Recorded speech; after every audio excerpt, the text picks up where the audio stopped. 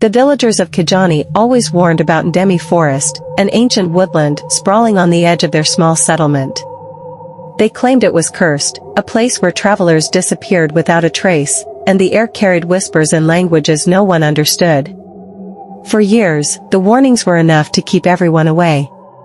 But curiosity is a stubborn thing. A group of friends, Amara, Malik, and Biko, decided to defy the warnings. They were young, skeptical of village superstitions, and lured by the thrill of uncovering the truth. Amara, a journalist by profession, believed there was a story to tell. Malik, an aspiring filmmaker, saw it as the perfect backdrop for a documentary. Biko was hesitant but followed his friends out of loyalty. On the day of their journey, they packed lightly, just enough water, food, and equipment to last a couple of days. As they approached the forest, an unsettling silence enveloped the area. Birds stopped chirping, and even the wind seemed to avoid passing through the dense trees. A wooden sign at the entrance read, "Beware the shadows of Ndemi."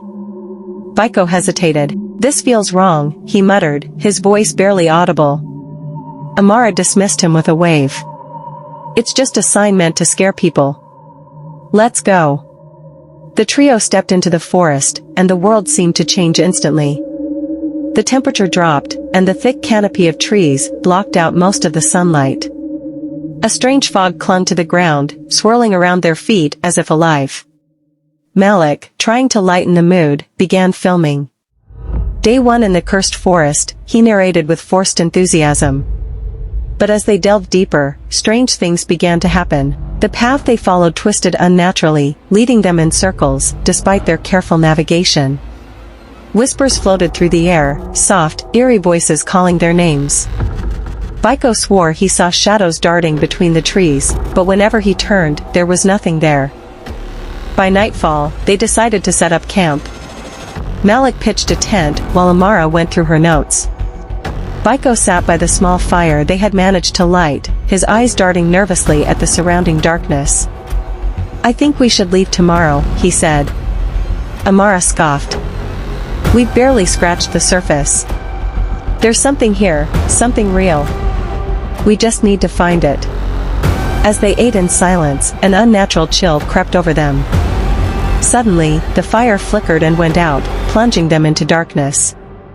Panic set in as they scrambled for their flashlights. In the faint beams of light, they saw something that froze them in place: footprints. The prints were wet, as though left by someone walking barefoot in a swamp. But the ground was dry. The tracks circled their camp and vanished into the forest. "Who's there?" Malik called out, his voice trembling. There was no reply. Only the faint sound of leaves rustling in the still air. That night, none of them could sleep. Amara stayed awake, clutching her notebook. Malik kept the camera rolling, capturing the oppressive silence. Biko muttered prayers under his breath, his fear growing with every passing hour. The next morning, they discovered a strange object outside their tent, a wooden doll, carved crudely but with unsettling detail. Its hollow eyes seemed to stare at them, and its body was bound in black thread. This is some kind of warning," Biko said, his voice shaking. Amara studied the doll. "Or a clue. Someone must be watching us." Against Biko's protests, they pressed on, following the footprints from the night before. The deeper they went, the more bizarre the forest became. Trees twisted into grotesque shapes, their bark scarred with symbols that none of them could decipher. By midday, they stumbled upon a clearing where an abandoned hut stood. The structure was ancient, its walls covered in vines and moss. Inside, they found a single chair and a child's drawing pinned to the wall. The drawing depicted a figure standing under a tree, surrounded by shadowy forms. As Malik filmed the scene, they heard faint crying in the distance, a child's voice. Without thinking, Amara ran toward the sound, ignoring Biko's desperate calls to stop. They found a small boy sitting on a rock, his face buried in his hands. "Are you lost?" Amara asked gently. The boy looked up, his eyes dark and empty. "You shouldn't be here," he whispered, before vanishing into thin air. Chapter 4, The Curse Unleashed. Panic gripped the group as they realized the forest was toying with them.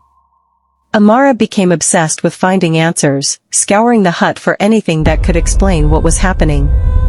Malik, still filming, captured strange apparitions, blurry figures that seemed to hover just out of reach. That night, the forest turned hostile. The whispers grew louder, and the shadows became tangible, creeping closer to their camp. Malik's camera malfunctioned, displaying distorted images of faces screaming in agony. Biko snapped. "We need to leave now," he shouted, but the forest had other plans. The path they had followed to enter the forest was gone, replaced by an endless maze of trees. As they ran, they encountered more of the wooden dolls, hanging from branches like grotesque ornaments. The whispers grew into a deafening roar, and the ground beneath them began to tremble. In their final moments, Malik captured one last scene, a towering shadow with glowing red eyes, standing at the heart of the forest. It raised a skeletal hand, and the camera cut to black. Epilogue, the warning. Weeks later, a group of hunters found their abandoned campsite. Among the ruins, they discovered Malik's camera. The footage was intact, but horrifying. It was played only once before being locked away, deemed too disturbing for public viewing. The villagers of Kijani erected a new sign at the forest's edge: "Enter Ndemi Forest, and you will never return."